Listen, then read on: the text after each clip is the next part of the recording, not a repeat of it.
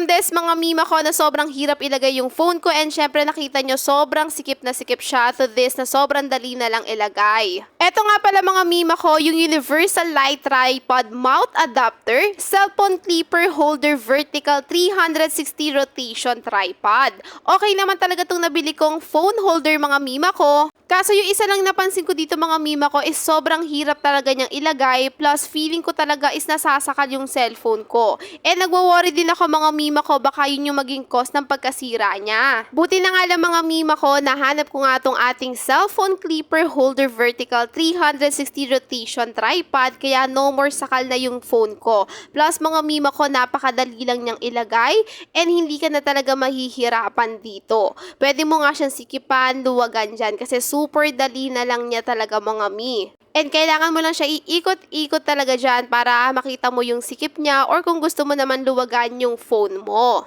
And yung nakita nyo pong bilog kanina mga mima ko is pwede nyo po yung ikutin tapos pwede nyo na pong i-landscape ang inyong mga cellphone. Very affordable na to mga mima ko kaya mag-check out na po kayo.